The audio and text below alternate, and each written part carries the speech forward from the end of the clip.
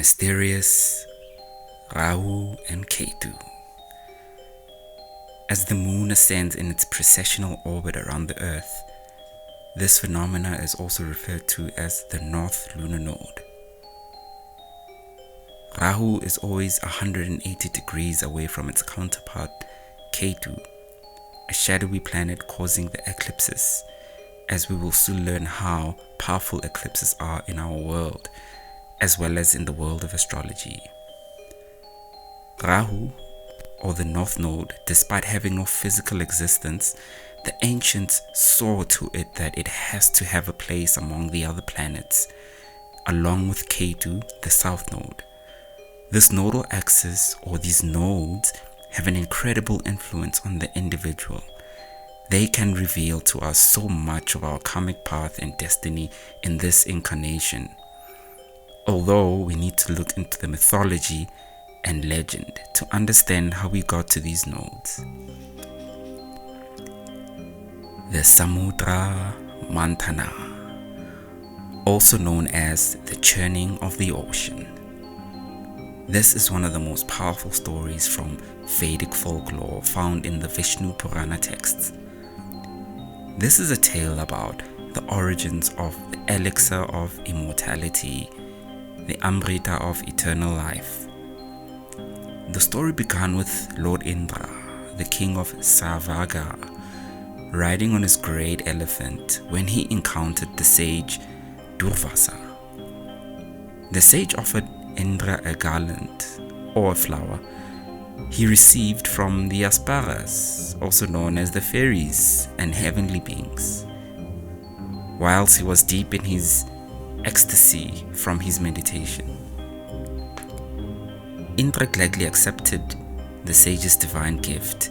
He then placed the flower on one of the trunks of his elephant. Although soon bees would be attracted to this flower, and the elephant threw the flower onto the ground out of the frustration caused by the bees.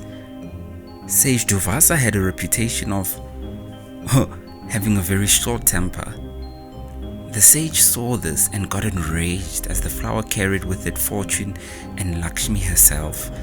The sage, without any hesitation, cursed Indra that he and the gods, also known as the Devas, would lose strength. The Asuras, also known as the demons, heard about this and went to war with the Devas. They eventually defeated the Devas, and Lord Indra lost his command over Sarvaga. Indra then asked for forgiveness from the sage, but it was too late. The Devas, in their desperation, went to Lord Brahma for help, who then advised them to seek help from Lord Vishnu instead. Vishnu told the Devas to seek a truce with the Asuras, to join hands in churning the ocean of milk, in quest of the elixir of immortality for them to share. Although Vishnu in secret assured the Devas that them alone would drink from the elixir's nectar.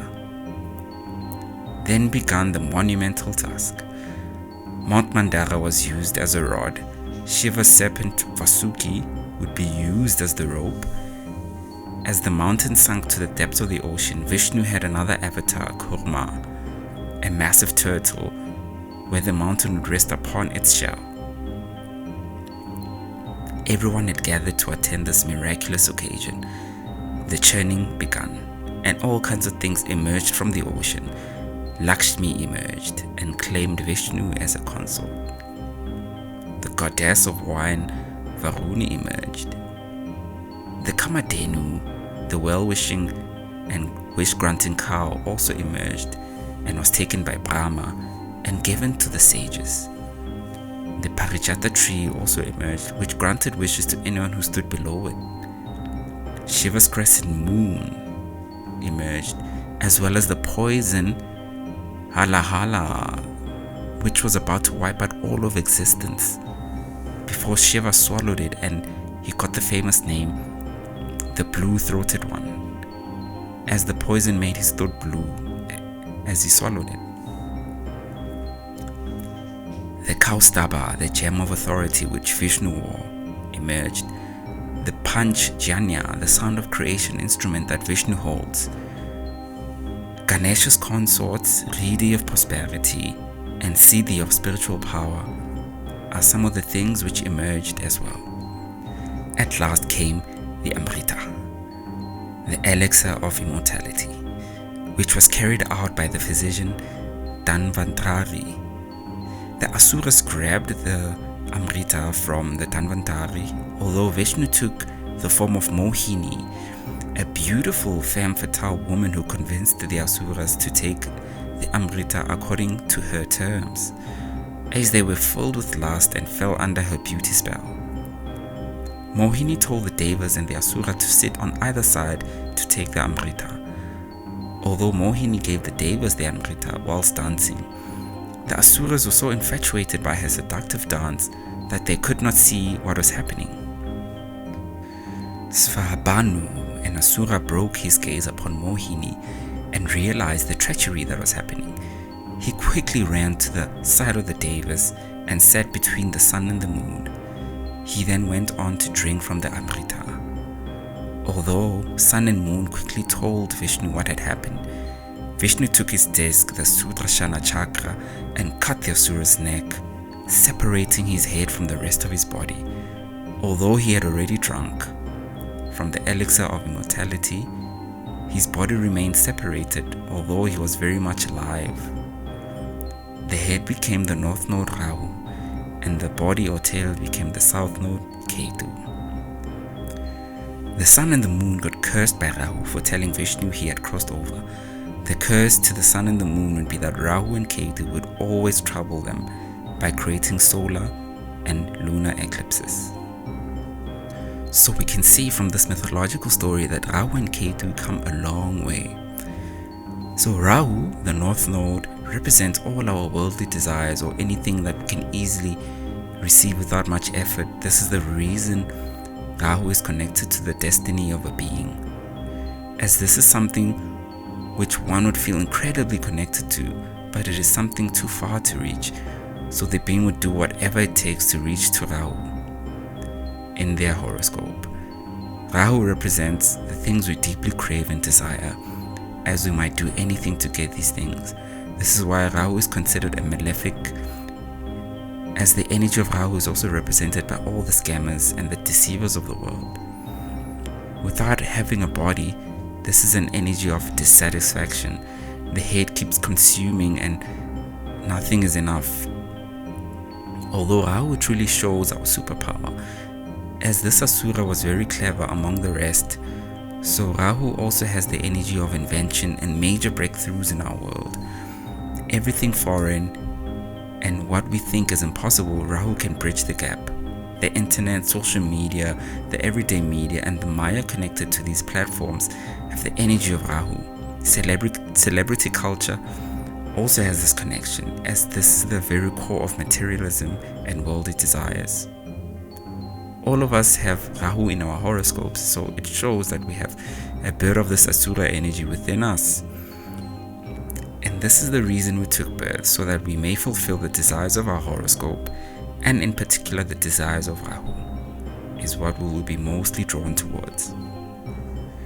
As a destiny indicator, Rahu, as much as it belongs to the Asura energy, it is also responsible for liberating us from the cycle of many births and deaths, as by fulfilling one's desires, we can finally be freed.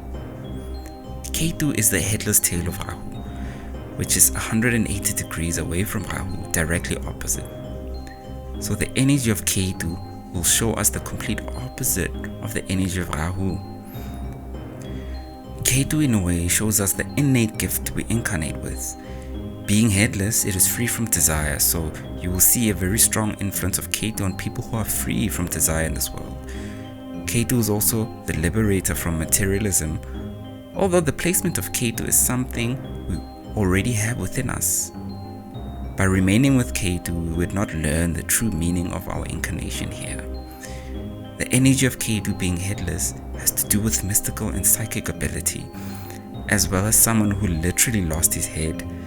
Ketu connects us to the mystical energy on the high levels, although Ketu has also destructive qualities, as is seen by manifesting in severe mental illness and crimes that have come from someone who had major psychosis.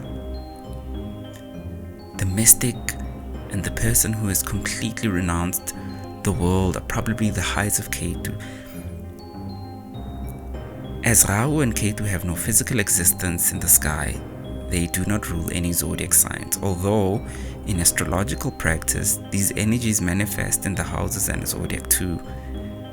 Rahu seems to have an influence on the sign of Virgo, the energies of the 6th house of strife, and the sign of Aquarius being the natural 11th house of desires, right before the energy of the 12th house of letting go. There are many schools of astrology who have researched this phenomena. We will go much later into this as we learn. Ketu has an influence on the zodiac sign of Scorpio, showing the more explosive and destructive nature of this energy, as Scorpio shows the energies of the 8th house. Ketu also has an influence over the zodiac sign of Pisces, being the natural 12th house of Maya escapism. This is where Ketu manifests its more evolved qualities.